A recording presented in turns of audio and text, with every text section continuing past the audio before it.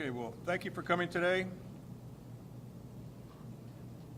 My name is Bob Cannon. For those who don't know me, I'm the supervisor of Clinton Township. I will be introducing our staff as necessary so that you can get the proper information right from the horse's mouth. Before we start, I'd like to take a moment of silence for Turner Salter and his family. Turner's funeral is being held right now at Faith Baptist Church here in Clinton Township. It's a very caring church community, a very caring minister, but it's a very sad day for all of us. So a moment of silence, please.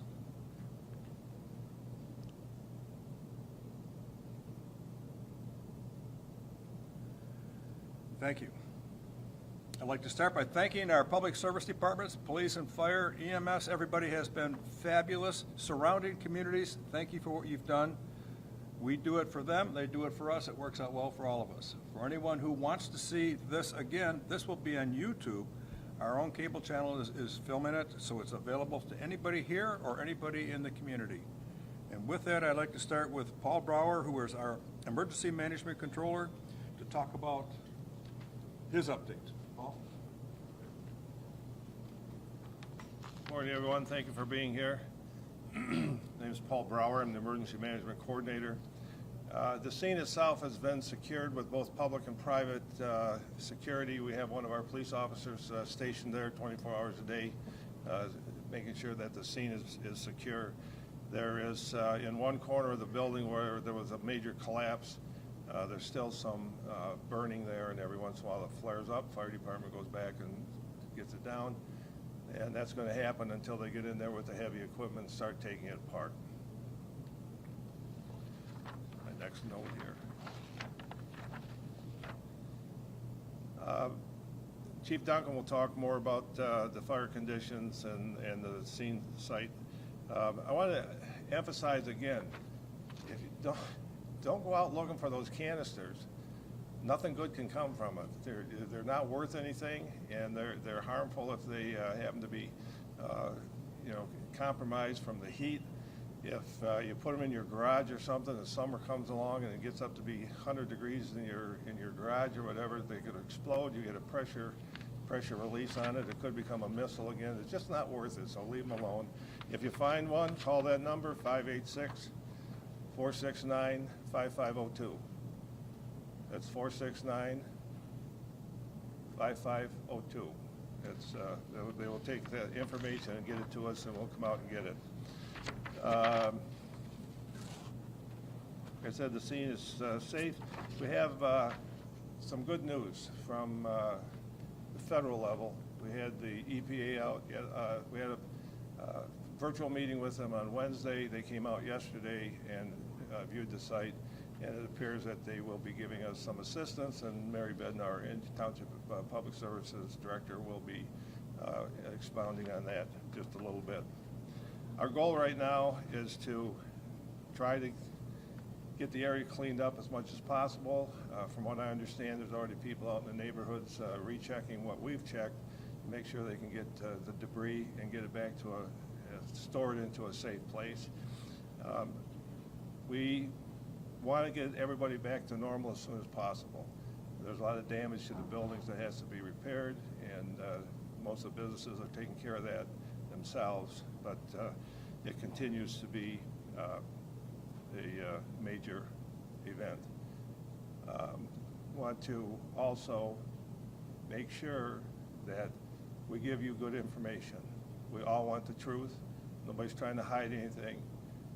We want to get to the bottom of this as soon as possible as well, looking at what the cause and origin of this fire was. And obviously we know pretty much what made it continue to the magnitude that it did. But that will come out in the investigation, and that takes time. So if you don't have any questions, I'll yield back. We will find out through our investigation what happened, who did it, who's responsible, and somebody will be held accountable. The site is not safe. We have people that are going out there and picking up materials, as Mr. Brower mentioned. Scrappers, we don't want you. Nothing good can come from that other than a few pennies you're going to get at the scrapyard. So please stay away. All the debris that's out there is extremely dangerous. I've seen people out there picking up things and taking them home for souvenirs. Please don't do that. Very, very dangerous. I'm going to ask our Chief Duncan to talk about some of the things he's done with his staff. The fire is still smoldering. It's not out yet. And he's put a lot of water on it. And Chief, would you tell everybody what you've done with that? Sure. So, once again, thanks for being here.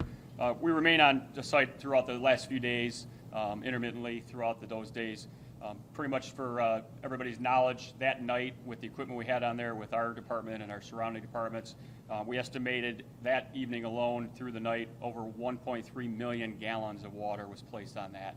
So we've been out there the last few days for probably estimated between 4 and 6 hours. So we're probably pushing well over 2 million gallons. The major issue we have, as was discussed, is obviously the structural steel.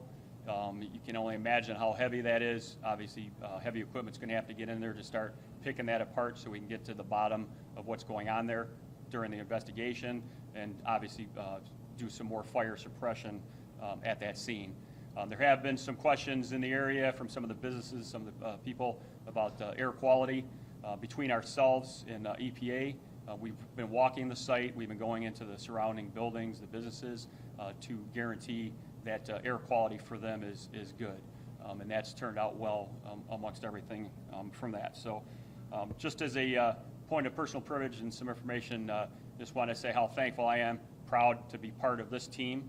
There's been a lot of meetings going on over here in this conference room, out on the site. This is a group of people just dedicated to the safety and security of the community, first responders on the scene. It's been exceptional. Been a lot of back and forth, some tough questions being asked by us, but just the professionalism, everything, the willingness of the partnership has been incredible. Look around the building, it's not just these people here, it's everybody that's part of this community, the township, our DPW, fire department, police department, everybody that came together to guarantee this moving forward. So rest assured, everything is being done by this community to make sure that we, obviously get this thing under control and a better tomorrow. Thank you. Thank you, Chief. You have provided excellent leadership all throughout. I'm going to ask our Fire Marshal, Chuck Champagne, to talk about the 4 agencies that will do the investigation together once the fire is out, once it's safe for them to get in. So Chuck, talk about the timing.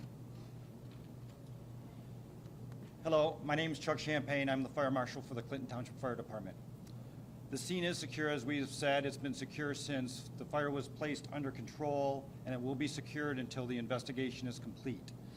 The team of experienced fire investigators is being assembled, comprised of Clinton Township Fire Department, Clinton Township Police Department, the ATF, the Michigan State Police, and private investigators.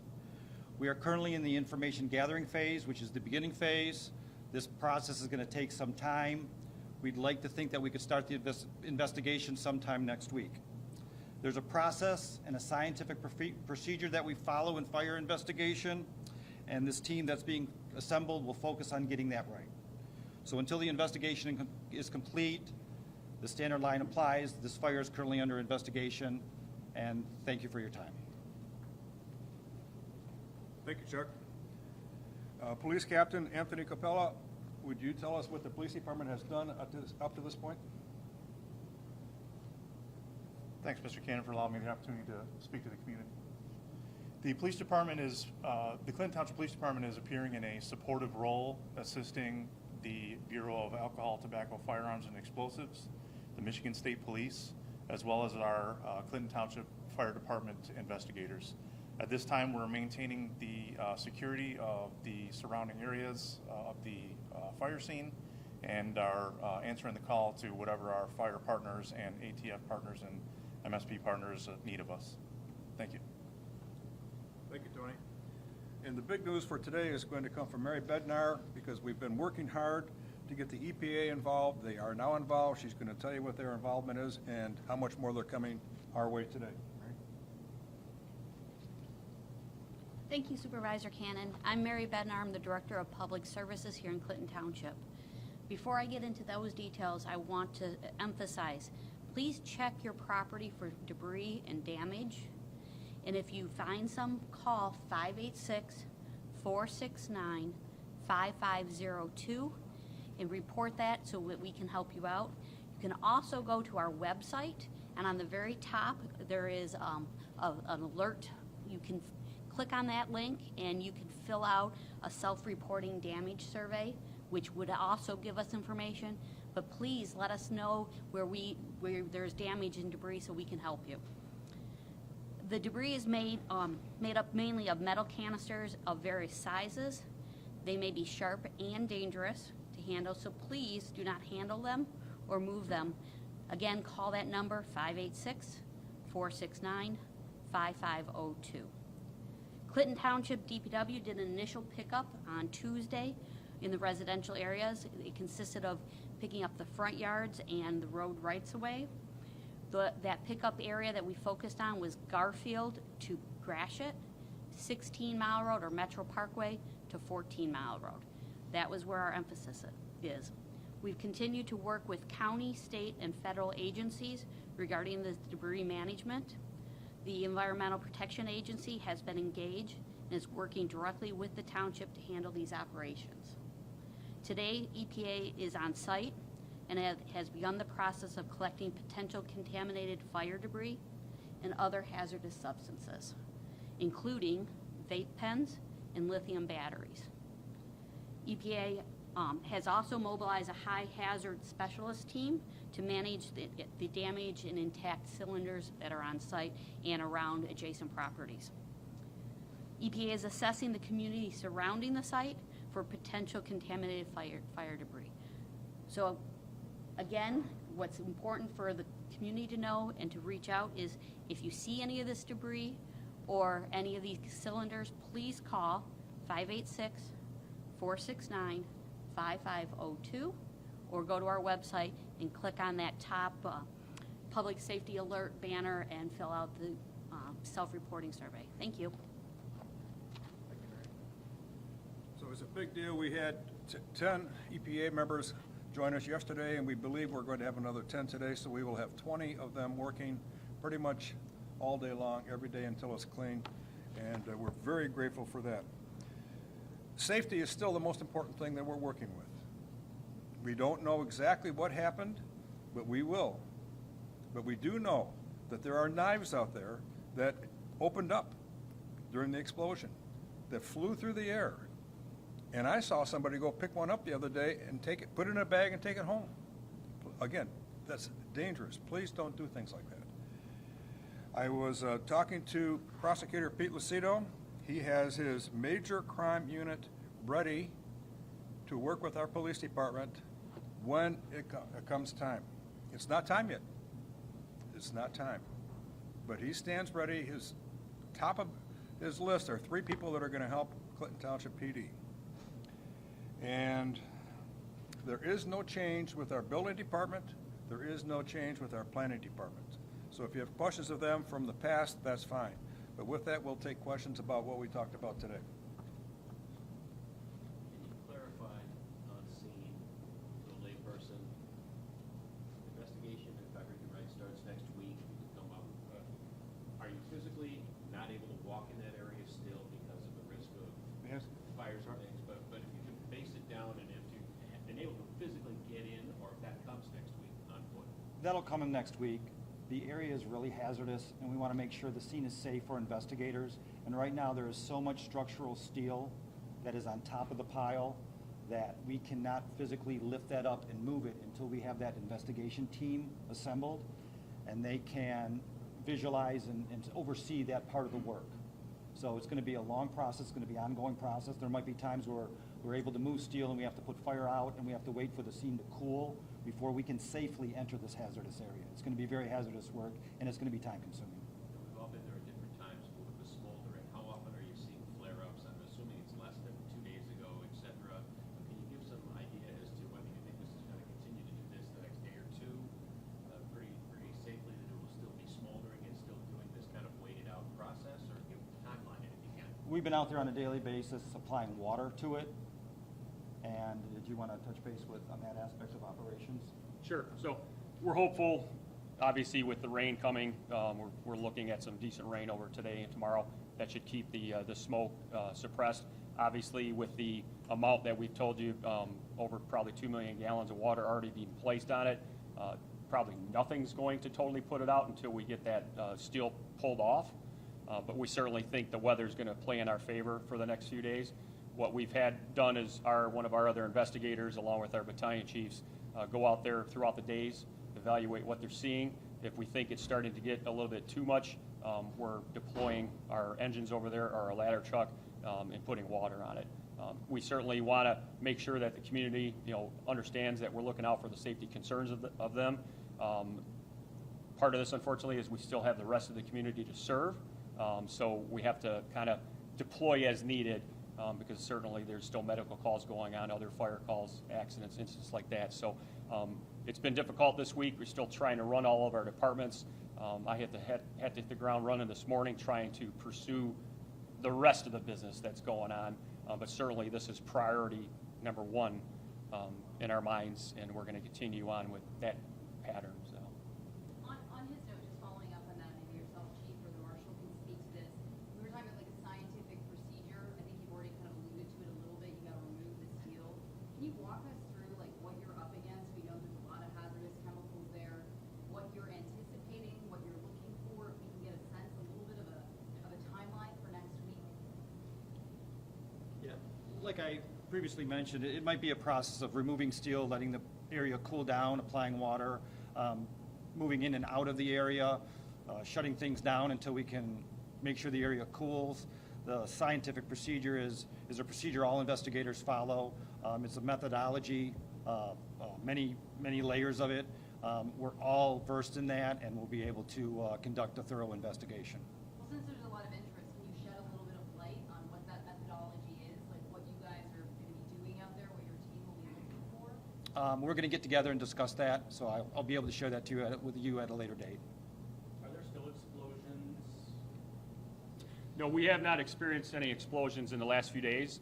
Certainly the potential is there. There are canisters that have a much thinner metal with butane in it that they're concerned about. That's the primary concern from the people on scene.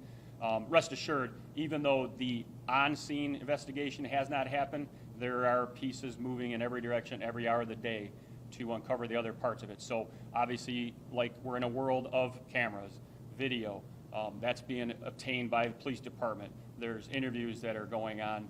So certainly that's part of what the ATF, our people, the police department, the Michigan State Police will be looking at. All that video paints a picture for them. So we have a general good idea of where the initial focus is going to be based upon what we've seen.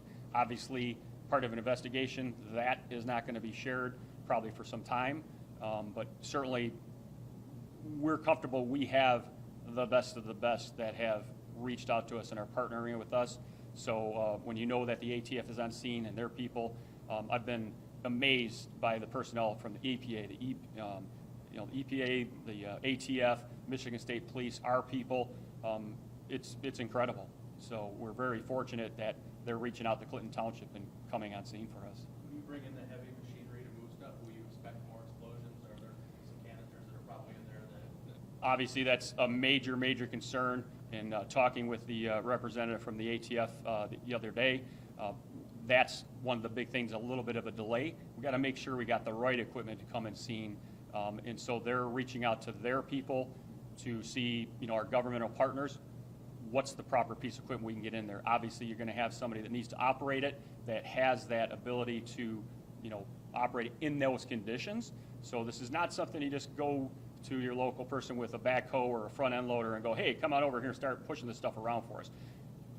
That's why it's a little bit of delay of the process. So I'm sure everybody understands. Are officials in contact with the business owners, and can you provide a little bit of color as to the nature of those conversations? Certainly. So obviously from day one, we had our police department on scene with those people, getting them to safety, providing some input for that. Obviously our fire personnel have been out there daily, trying to give updates, trying to guide them on what's happening. Certainly everybody in the area wants to keep their businesses open. We're trying as hard as we can to assist them with that. We think they should hopefully all be up and running here shortly.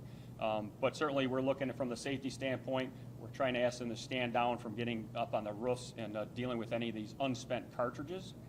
How about the owners of these leaders in view? That, there'd be a no comment at this point. Just too many things moving with that. Have you tallied the damages, the extent, is there a dollar figure associated with that? So that's still incoming, and I'm sure our emergency manager can talk to that. There is on the website an ability for the people in the community, if they've incurred damage, to put that in, to let us know about it. Local state of emergency was declared the other day by Supervisor Cannon. That's going on to, I believe, the 13th of next week. Individually, as our departments, we have to provide our damage estimate and the cost of this. So that's all part of the process. We're going through it, and that's pretty much what the state requires for us to kind of make some claims on that. So going to be ongoing. We certainly need the people to get us that information as quick as they possibly can. We've reached out to our communities that came into the fire that night to supply us with their information, because there was damage to some of their apparatus that night. Have officials checked at other properties that the business owners of this property might operate in the township or in the county? I believe that's for future discussion. Rest assured, yeah, things are being looked at, so, yeah. Have you been able to find out why these materials were there? Meaning what they were doing with them? Were they just storing them? Were they in use somehow in the business? And the volume of what we had there, do you have any idea? We, at this point, do not have an understanding of why that was there. Certainly, it should not have been, but we're still part of the investigation. The police department is top-notch with this stuff, and what they're able to do is impressive, so more to come. I don't mean to be flippant in asking it this way, but if we're told the business is being cooperative, I'm sure you guys have asked them that. They haven't shared with you what they were doing with this stuff there, or how is it still not clear what they had going on there? Tony. Pardon me for asking, sir, but do you mind repeating your question? I'm just trying to, and I ask it with respect, I don't mean to be Certainly. disrespectful with it, but if we're told the business owners are cooperative, They are. and I'm sure you guys have asked multiple days ago what they had there, what volume, what they were doing with it, but yet it still seems unclear as to what we had going on there with these materials. Certainly. The Clinton Township Police Department provided our facilities for interviews to occur with the business owners. The members of the ATF and our fire staff investigation team were the ones that conducted the interviews, and any release of any information that came about from those interviews would really be improper for release at this time. Sure. I have one last one, and I'll be done at least, but when we talk about the on-site investigation, just to clarify, if we're not sending somebody in with like a backhoe, or you guys aren't physically walking it yet, what is happening? How do you go in and ascertain where the hot spots are? Are there still people poking, walking around, prodding around in there? I'm still, as a novice, wondering how you approach this or what you physically are doing. So obviously, you're just getting a view of the site. You know, obviously, we're able to get a little bit closer than the general public. You can see the smoke rising from certain areas. There's generally been 2 areas that have been focused for us, and they're on basically the west side of the building. So certainly, we kind of get an understanding of looking at it. We've actually had our apparatus probably, very close to the scene the last couple days. So they're targeting those 2 areas, and we can see the smoke basically emanating from that. So that directs us to where we want to focus our efforts. But you're physically not in there yet. Physically not in there, no. And yeah, until we start getting the proper equipment in there, we have to keep our people's safety's paramount back. And like I said, the experts will be here and on scene next week to assist us with that. Thank you. You know, Chief, we were talking on Tuesday right across from the site. We were looking at that building, and we were just talking anecdotally about the lack of damage to the windows or even the roof, yet this young victim dies a quarter mile away. We know his funeral is today. Is there anything you'd like to say about, I mean, there's a lot of chatter, but just about the freak nature of this, that this young kid is killed, in this fire when, right across the street, that building didn't suffer a ton of damage. Can you just talk about that at all? I know we were kind of talking about it on Tuesday, but we know a little bit more now. Well, certainly, when you look back at the scene, it's one of those things when we get a chance to stop with our meetings and just personally digest it all. Unbelievable that other people weren't injured, that there weren't more deaths. There certainly should have been more injuries, more possible deaths on that scene. How we managed to get through it with, what we did, I can't answer that for you. There was something looking out for us that day, someone looking out for us. It's hard for me to digest. I've been doing this for 25 years, and just the fact that fortunately for me, fortunately for our fire department, all the other medical personnel on scene, that we managed through it because everybody was looking up. You're outside of the apparatus, you're sitting there, you're on the ground, you're within probably 100, 150 yards of the place, and it's raining down around you. I think Captain Capola said it the best the other day, just, as far as you got shrapnel missiles coming towards you. You put yourselves in harm's way at times, but I don't think we ever anticipated something like this. So, yeah, it's unbelievably sad, and that's what we try to tell the public is, I'm sure that young man thought he was at a safe distance. Obviously it did not turn out to be that way. One of our officers was about the equal distance down the other side of the road, dealing with something at one of the gas stations. He looked up and thought he was in a safe distance, and now you start looking at the two sides, and obviously nobody was. So, hats off to the people and our personnel that, pretty much put themselves on a line for hours at a time there. I'm, couldn't be more impressed and proud of our personnel. Our battalion chief, Matt Ternowski, on scene, the calmness he exhibited is second to none. I mean, he did a wonderful job, and he put us in a great place that night to have, really the outcome we did with getting that fire under control as fast as we were able to once we got there. I mean, obviously, I think people need to understand there were still explosions happening when our people are deployed putting that water up, when our partners, Warren and all the other places that were over there were helping us. So just an unbelievable feeling that we made it through it. So. Bob, is there anything else you'd like to say? I know you started off this press conference talking about that young victim. His funeral is today. I mean, our hearts obviously go out to his family and Yes. to his young team. Is there anything else you'd like to add or you'd like to say about that? Well, the chief said it. We are blessed that more people didn't get injured. We're blessed that more people didn't perish at this event.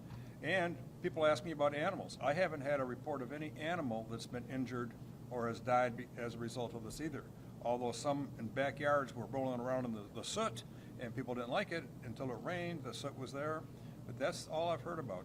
So yeah, it's a horrible thing for our community. We're lucky to have people that can do what they're doing and departments that do what they do so that we can find out what's going on. And I know you're asking questions about how are we going to get in there? How are we going to, we're not going to go in there until it's safe.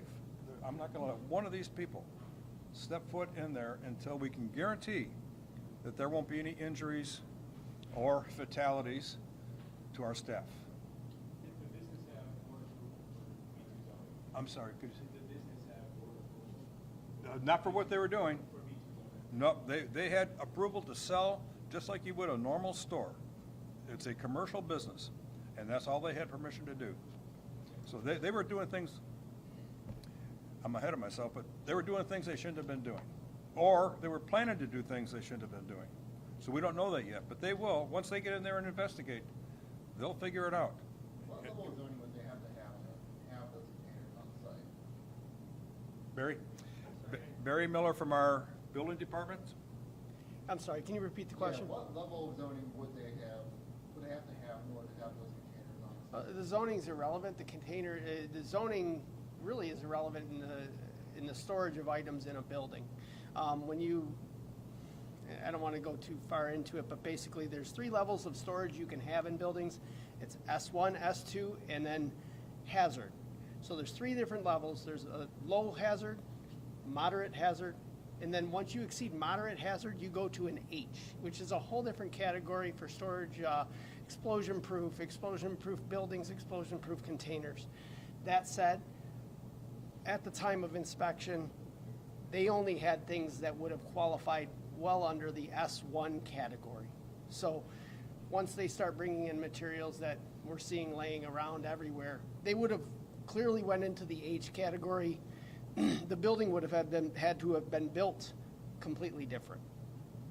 When was that last inspection held? Don't have the date in front of me. I believe it was September 20th, 22 is the last inspection for the occupancies. I gave that on the last report. I don't remember the exact date. There's been some movement I've been reading online in Lansing to ban nitrous oxide, that this is a dangerous chemical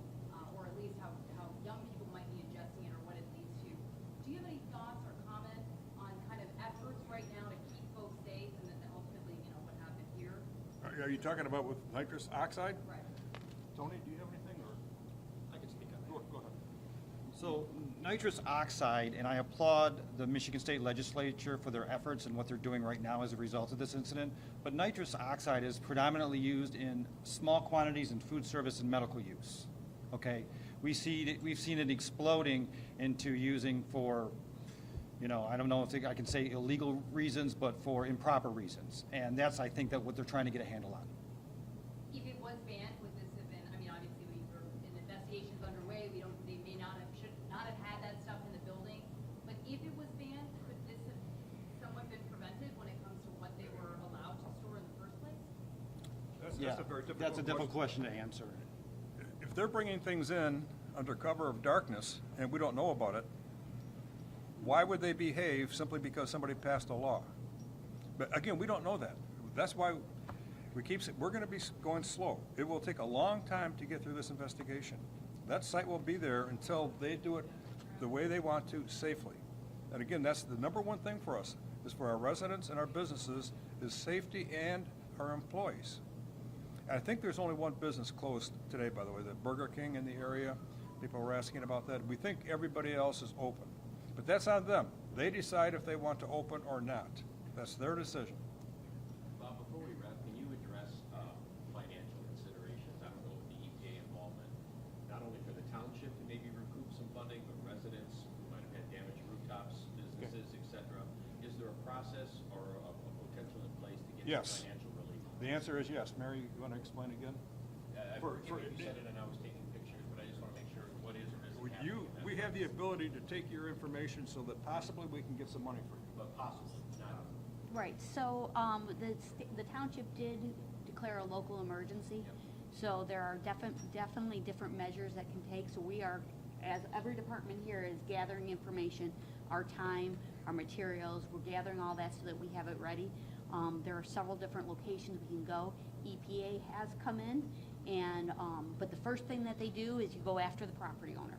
And then from there, the legal process steps in. So there are measures. We are working with EPA directly. We're working with other EPF, you know, But and it's so still forth. a TBD. Just because they're here doesn't mean there's money going to come. At this point, at this point, they're gonna go after the property owners. And then, Paul, maybe you could explain the state of the emergency.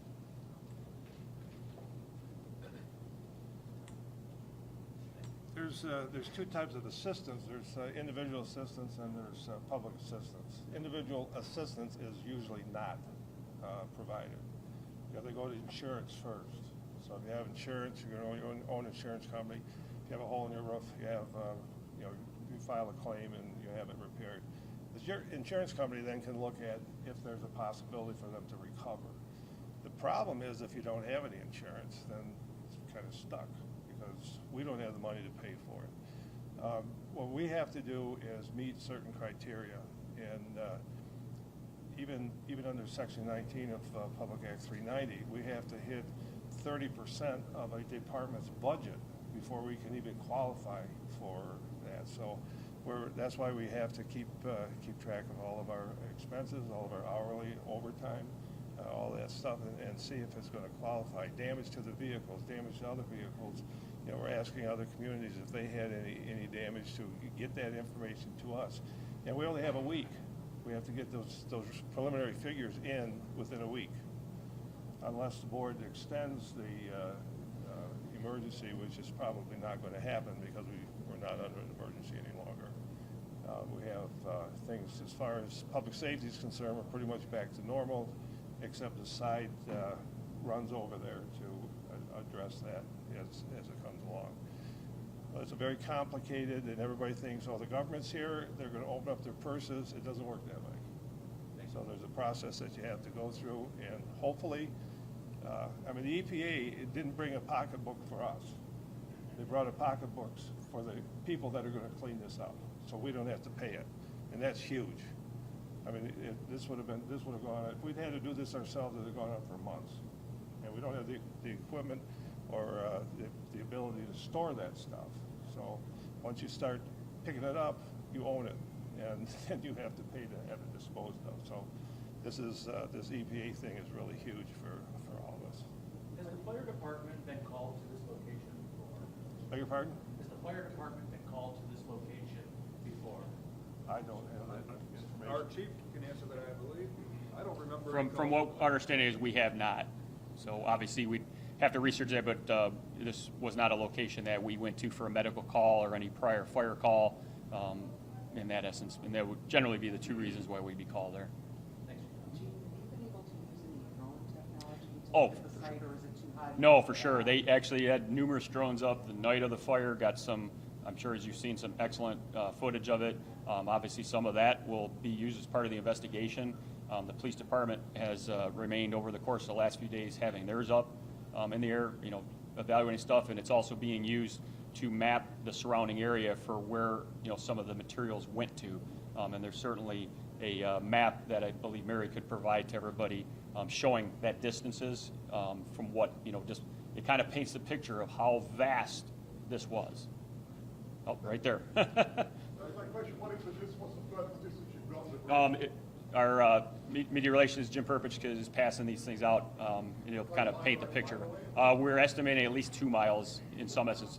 Some of the smaller pieces, but yeah, when DPW was out walking a day or two after, EPA's been out walking the area, and they're finding little pieces 2 miles away. I just want to make sure I understand the level of EPA involvement. So they're providing people to help clean up, and they're also providing funding as well for the cleanup effort? The funding is for their contract.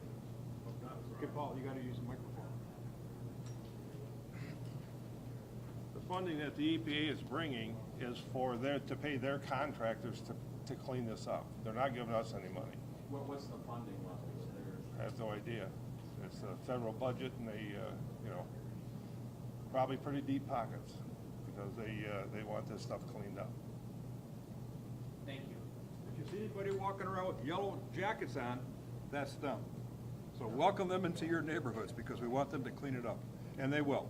Again, we probably will have about 20 individuals working under you, Mary, starting this afternoon. We have 10 right now. We'll have another 10 from the federal government. Is it illegal for people to pick up these fragments and containers, bring them home, or to just discourage? Discourage, it's not illegal. I picked up one yesterday that you could have taken it and cut a piece of meat better than you could with a knife. So I would encourage people, please don't pick it up. It's not safe, especially if you have a child. Don't let them get near it, or your animals. Thank you. Thanks for the update. Thank you.